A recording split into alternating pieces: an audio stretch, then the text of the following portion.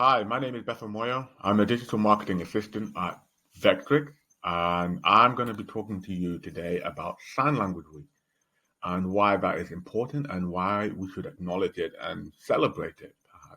It's a big part of our culture, it's a big part of the community, or so it should be. So I'm going to be looking at that today.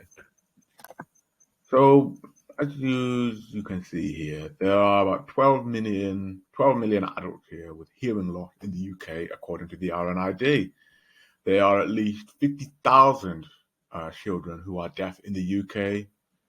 Also, you can see that there's 151,000 people who use British Sign Language, and of those, 87,000 are deaf. And you know what? Probably the craziest thing is there's probably a lot more that aren't recorded that are deaf or that use sign language. Even with the 12 million adults with a hearing loss in the UK, that is a seventh of the population in the UK who have a hearing loss, which is such a massive amount. And obviously, there are a lot of people still fighting today for the British Sign Language. They are fighting for that to be compulsory in schools, in the education system, which is not, which is quite a shame, to be honest. I think a lot of children are missing out, particularly in mainstream schools. Um, there's a lot of people that will be missing out on that. So, just a little bit about me. I was born in Zimbabwe and I moved to England at the age of 5. So, as a baby, I had a tumor, which was in my tummy, and it was attached to my kidney, unfortunately, and that had to be removed alongside one of my kidneys.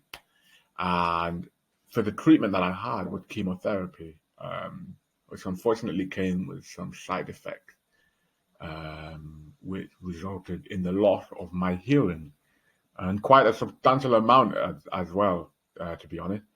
And I think what was really sad is that it didn't really get picked up until I was about 6 years old, just at the start of year 2 in primary school, which was which wasn't great. But yeah, and on top of that as well, it was quite an adjustment for me when I was growing up. It was very noticeable. I knew that I was different, but I didn't understand why. I knew that I had a hearing impairment. I knew that my hearing was not great, but I didn't really understand why. And that was quite difficult for me to get to grips with, especially as I didn't really understand what was going on that well at that time, at that age. But I had the continued support of my family at that point. It was really helpful. And the hearing started to get worse, unfortunately.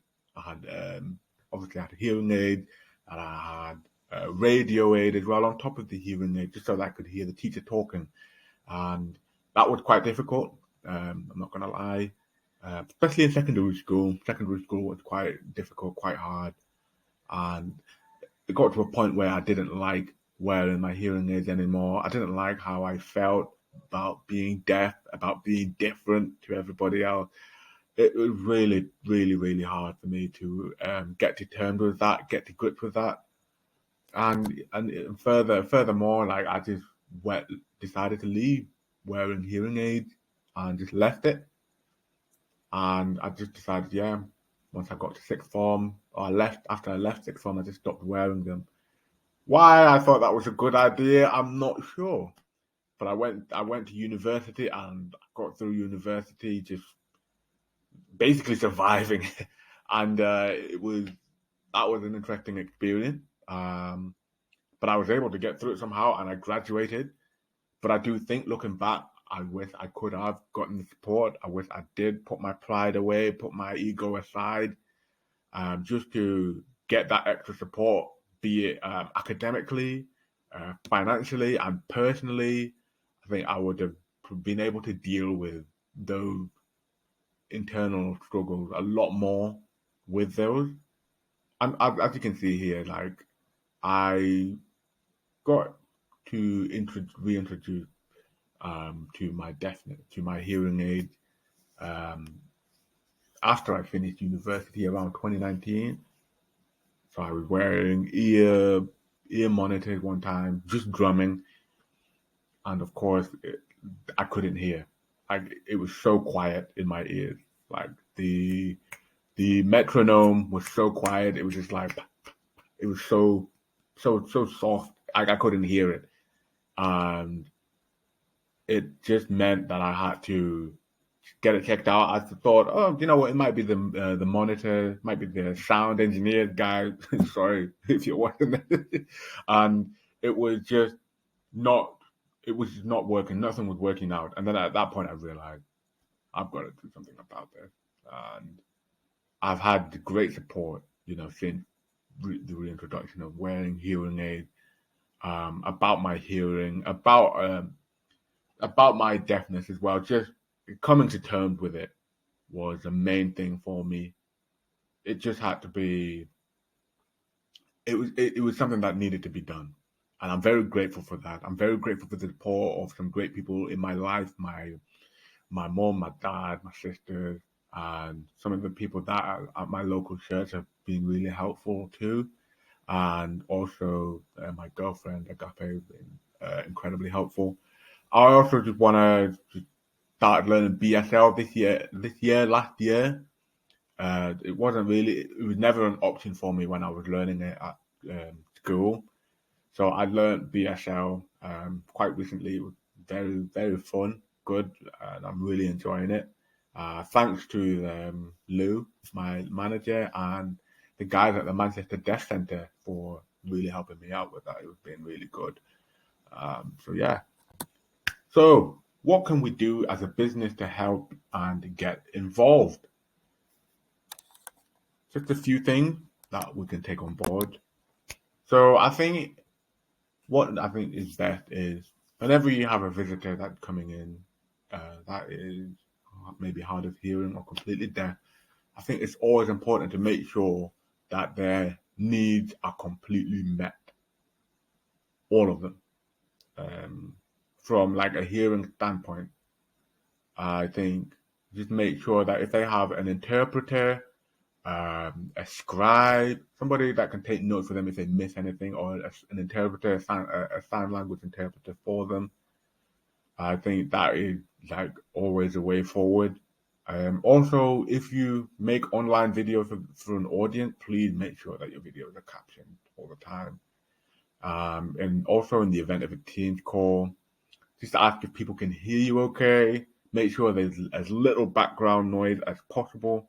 Also speak clearly, and maybe be prepared to repeat yourself too. And that will go a long way. And in addition to that, with Teams, just make sure that you have a clear backdrop so that people can lip read you properly. So you don't want to have any glaring light just shining all over you, or just any crazy background, any crazy wallpaper behind you. Just make sure that you have a clear background behind, just to make sure that they can see your face properly.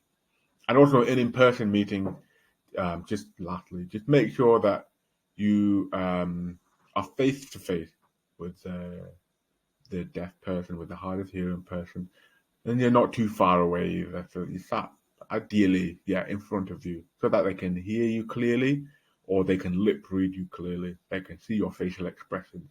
That's always really key, really important. But signing up for an online BSL course as well is quite important. I think it will go a long way. And the official British Sign Language actually offer beginners courses online where it's self-taught, but it's really helpful. I'm actually using that at the moment. It's quite cool. You learn lots of different things like greetings, like the days of the week, numbers, how to say siblings, all of those kind of things. It is helpful. It is so good. And you'll never know when it will come in handy. If you can't sign, just make sure you write down some notes and showing that. That can also help too. Go a long way. So as you can see here, we've got the finger spelling for the BSL. This is absolutely insightful, and you can just learn the alphabet, and you can also learn how to say your name. So like me, I'm going to show you here. So it is B, and then E, then T, then H, then E, then L. Bethel. All right? I'd love to see you give it a try with your name on there, and then just spell out the where I work just for the fun of it. So we've got V, then E, then X, then T, then R, then I, then X again. That would be Vextrix. So let's see if you guys can give it a try. If this is for those that are right-handed, if you are left-handed, this is what a chart would look like as well. So thank you so much for tuning in, and have a great day.